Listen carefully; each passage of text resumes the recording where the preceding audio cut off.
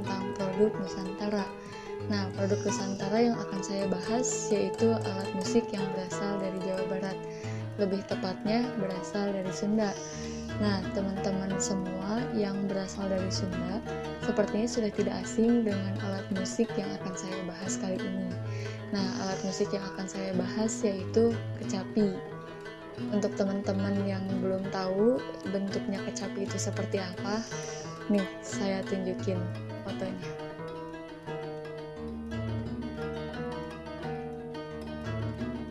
Alat musik kecapi ini berasal dari daerah Sunda alias Jawa Barat yang biasanya digunakan untuk mewarnai kesenian musik yang berada di tanah Sunda. Nah, kecapi ini dipercaya berasal dari daerah Kuningan, Jawa Barat. Kecapi ini dimainkan dengan cara dipetik yang memiliki 5 tangga nada atau yang biasa juga disebut dengan nada pentatonis, yaitu da, mi, na, ti, la. Nah, pasangan instrumen ini biasanya adalah seruling bambu yang berasal dari Sunda juga. Sejarahnya, kecapi ini sudah berada sejak berabad-abad yang lalu, yang awalnya kecapi ini berasal dari negeri Cina. Umumnya, kecapi ini digunakan untuk lagu-lagu yang sifatnya lembut dan mendayu-dayu.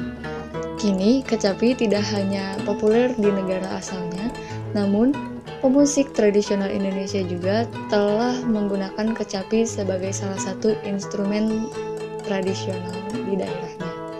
Nah, daerah Sunda inilah merupakan tempat di mana pertama kalinya kecapi ini terjamah di negara Indonesia.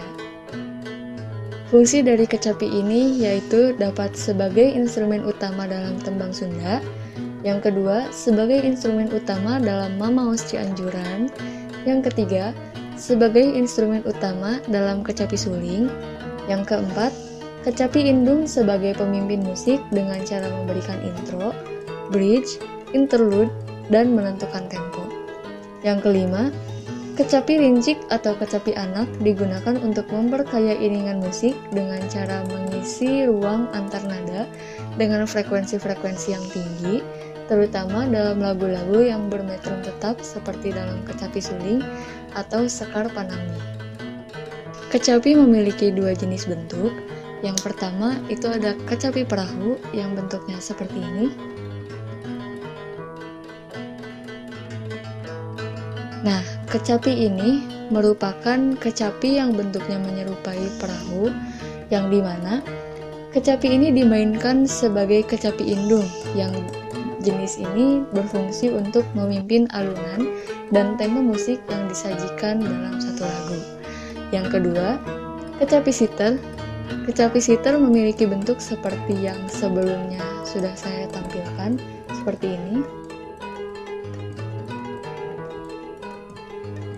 Nah, kecapi ini memiliki bentuk yang lebih sederhana dibandingkan kecapi perahu karena kecapi ini memiliki bentuk trapesium yang rata di mana memiliki lubang resonansi di dalamnya.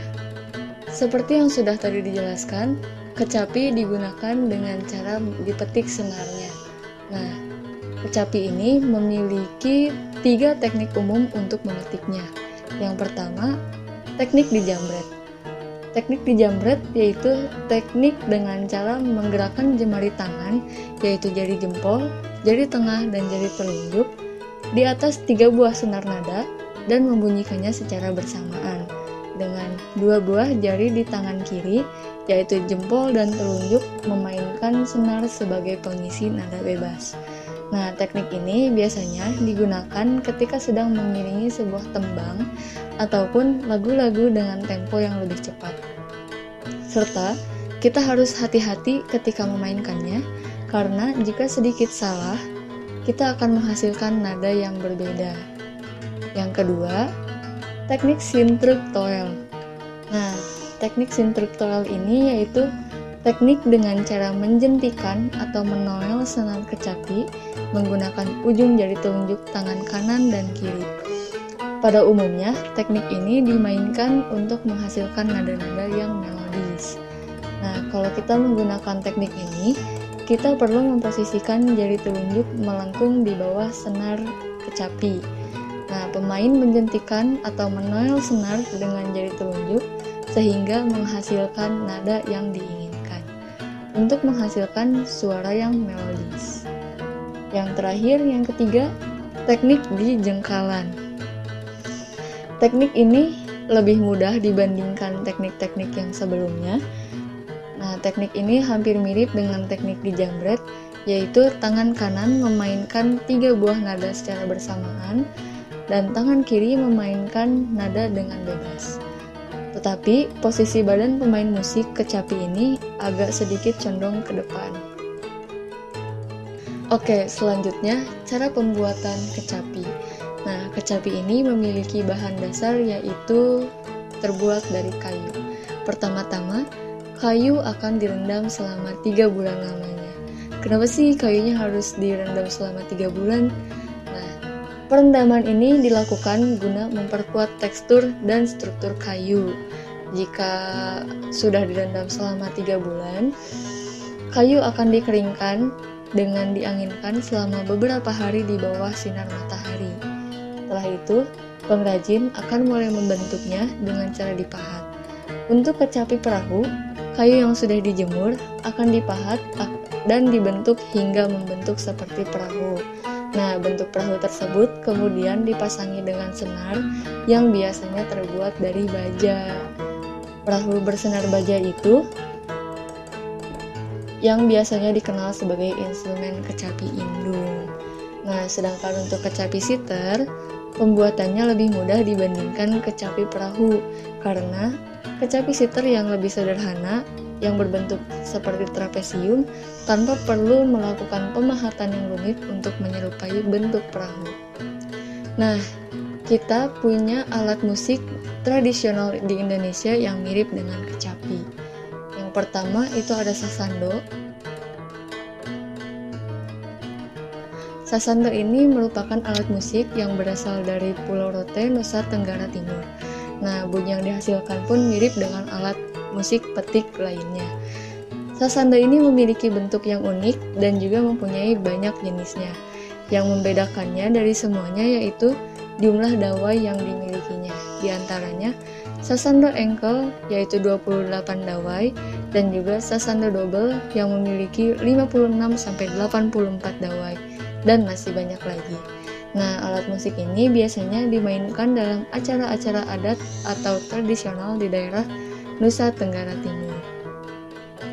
Yang kedua yaitu sampek. Nah, sampek ini berasal dari Pulau Kalimantan, khususnya suku Dayak. Nah, bahan dasar yang digunakan juga berasal dari kayu, terlebih kayu ulin sebagai ciri khasnya.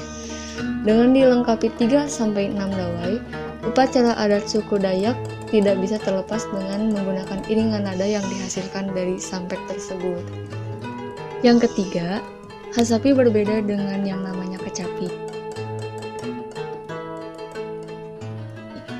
Ia adalah alat musik tradisional yang menjadi ciri khas Batak Toba dan sering disebut juga sebagai kecapi Batak karena bentuknya yang dinilai amat sangat mirip dengan kecapi. Oke semua, sekian pembahasan tentang kecapi dari saya. Mohon maaf bila ada kekurangan ataupun kesalahan. Terima kasih yang sudah menonton hingga selesai.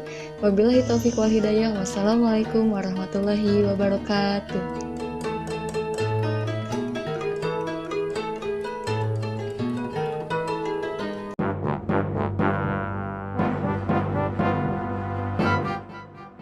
Bisa digunakan untuk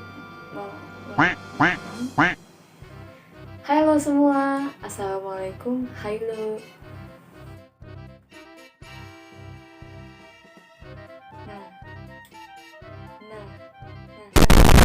Sebelumnya, perkenalkan, nama saya Rifani. Kok Rifani doang?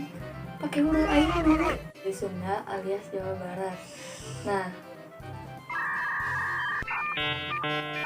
Nah, kecapi ini biasanya sih digunakan